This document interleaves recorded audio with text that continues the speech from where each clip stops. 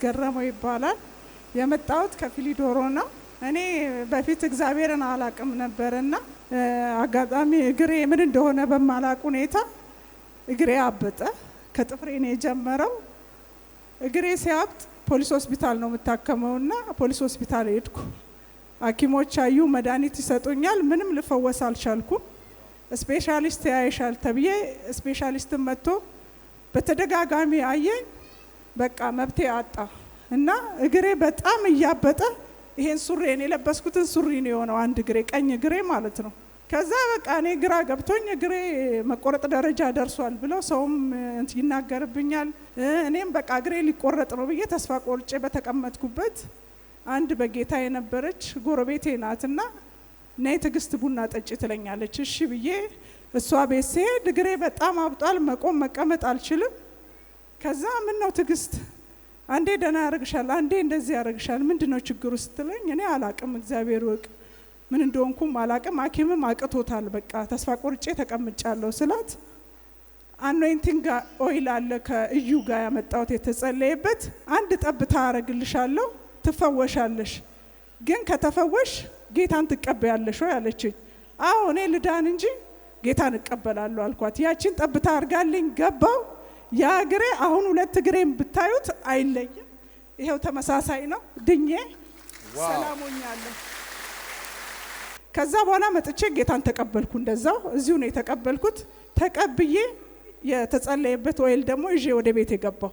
ወደ ቤቴ ይዤ ገብቼ በሌላ ቀን ጎረቤቴ ነው ቡና ጠጪ ስትለኝ፣ ሌላ ጎረቤቴ ናት በጌታ ያልሆነች። እሺ ብዬ ሄጄ ጠጥቼ ተመለስኩኝ። ሰላም ነበርኩ። ባለቤቴም ልጆቼም ቤት ነበሩ። ቁጭ ባልኩበት ጠጥቼ በገባሁበት ቁጭ አልኩና ከባለቤቴ ጋር እያወራው ሰወረኝ። ሁለመናዬን በቃ አጥንት እንደሌለው ሰው አደረገኝ፣ አዞረኝ። ባለቤቴን ፍቃዱ በጣም እያዞረኝ ነውና መተኛትም አልቻልኩም፣ መቀመጥም አንደበቴንም እየቋጠረው ነውና በአስቸኳይ ጸልዩልኝ ተንበርከኩ አልኳቸውና ኦይል ደግሞ ከዚህ ተጸልዮበት ይዤ ሄድኩት ነበረ። ከብፌ ውስጥ አውጣና አንድ ብርጭቆ ላይ ውሃ ጠብ አድርገ ይዘና አንደበቴን ከመዝጋቱ በፊት ስለው እሺ ብሎ ጠብ አድርጎ ይዞ መጣ። ያቺን አንድ ብርጭቆ ጠጣውና ቶሎ በአስቸኳይ ያዙኝና ወደ ሽንት ቤት ውሰዱኝ አልኳቸው። ልክ ሽንት ቤት ስቀመጥ ከላይም ከታችም አጣድፎ ወጣ። ሰላም ሆኜ አጥንቶቼን በቦታው ተተክተው ተመልሼ ወደ ቤት ገባው። እግዚአብሔርን አመስግኑልኝ። ሌላው ደግሞ ጎረቤቴ አማኝ ናት፣ ግን ሙሉ ሰውነቷ በቁስል ተመታ እና እህቷን ትልክና ትግስት አኖይንቲንግ ኦይል ከዩ ጋር ካመጣሽ ያን ኦይል ይዘሽልኝ በአስቸኳይ ነው ትለኛለች። ሲሄድ ልጅቷ እንዳለ ሙሉ ሰውነቷ በቁስል ተመቷል። ከዛ ምንድነው ሐኪም ቤት ሄደሻል? አዎ ይሄ ያጋንን ስራ ነው፣ መድኃኒቱን አትጠቀሚ፣ የሀገር መድኃኒት ሰብስባለች፣ ታለቅሳለች፣ በይሄን መድኃኒት አስወግጂ፣ ይሄን ኦይል ጠብ አረግልሻለሁ እንዳለ ሙሉ ሰውነትሽን ተቀበ ያልኳት። እሺ ያለች፣ ሙሉ ሰውነቷን ተቀባች። በሶስተኛ ቀን አንድ ጠባሳ እንኳን እሏ ላይ ሳይገኝ እልም ብሎ ረገፈ። ስም እግዚአብሔርና ከዚህ በላይ ለኢየሱስ ክብር ይሁን። ሃሌሉያ። ተፈወስኩኝ። እኔ ያው ሃይማኖቴን ቀየርኩ፣ ያው እግዚአብሔርን ተቀበልኩ። እነሱ ግን በጣም የሚቃወሙ ናቸው። እኔም እንደዛ ነበርኩኝ ሳላቅ ተቃዋሚ ነበር። አዎ ግን አሁን ያሳለፍኩት ዘመን በጣም ይቆጨኛል፣ መቼም አልመልሰውም። ያለ አግባብ የቆየሁበት ጊዜ በጣም እውነት በጣም ይሰማኛልና ስሜ መኮንን ደክሲሳ እባላለሁ። የመጣሁት ከወሊሶ ነው። እኔ እግዚአብሔር ያደረገልኝ እዚህ ቸርች ባልነበረ ሰዓት ነው፣ እዛ ጋር በነበራችሁ ሰዓት ነው እግዚአብሔር የሰራልኝ። አንድ እናት ነበሩ እዚህ ምስክርነት ሲሰጡ ምንድነው ብሎ ሲመሰክሩ የነበረው እግዚአብሔር ቤት ይሰጥሻል ብሎ የእግዚአብሔር ሰው ተናገራት። ከዛም በኋላ የዛለታ እኔ በነጠላዬ እንደዚህ ተቀበልኩ አሉ እሳቸው። እኔ ደግሞ ሻንጣ ይዤ ነበር። እንግዲህ እሳቸው በነጠላ ከተቀበሉ እኔ በሻንጣ ይዤ ሄዳለሁ አልኩና በሻንጣ ውስጥ በረከቱን ተቀብዬ ሄድኩኝ። ከዛ በኋላ ዘይት ይዤ ሄድኩኝ። ዘይቱን ይዤ ሄድኩና በወሊሶ ከተማ ውስጥ ብዙ አመት የኖርኩበት ቤት ነው። ዙራውን ረጨሁት።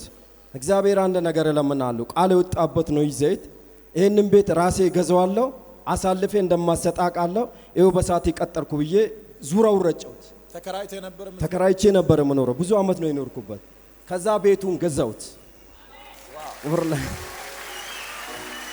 ሰውየው ቤቱን የሸጠልኝ ቀን እንደዚህ አለኝ፣ ሞኬ ካንተን በጣም ወዳለሁ፣ ግን ቤት ውስጥ ሁለት ደላላዎችን ይዤ መጣሁ፣ ቤት የሚገዙ ይዤ መጣሁና ግቢ ውስጥ መግባት እምቢ አሉኝ አለ። አሃ እኔ ያደረኩት ነገር ስለማቀው ማለት ነው። ክብር ለእግዚአብሔር ይሁን። እግዚአብሔር ዙራውን ስላጠረ ግቢውን መግባት አልቻላችሁም፣ ለዚህ ነው አልኳቸው። እግዚአብሔር ስም ብሩክ ይሁን። ሁለተኛ ደግሞ የተደረገልኝ ፍርድ ቤት ቀጠሮ ነበረኝ። ኦሮሚያ ፍርድ ቤት ቀጠሮ ነበረኝ። ያ ውሳኔ ተወሰነ፣ ያልሆነ ውሳኔ ነው የተወሰነው። ከዛ እዚህ መጣው። ከወሊሶ መተን ነበረኛ ትዝለው እንደሆነ የእግዚአብሔር ሰው ጋር መተን ነበር። አንድ 30 ሰውንም የሆነ ገዳ ልብስ ይዘን መተን ነበር፣ እዛ ቸርች እያላችሁ ማለት ነው። እግዚአብሔር እንዲህ አለኝ፣ አዋጁ ተሻረ አለኝ ለኔ በእግዚአብሔር ሰው በኩል ማለት ነው። ያ ውሳኔ ትክክል አይደለም፣ ሰበር ላይ ይግባኝ አልኩና ሄድኩኝ። ያ ውሳኔ በሚገርም ሁኔታ ውሳኔ ተወሰነ። ዋው! እግዚአብሔርና ክብሩት ሃሌሉያ።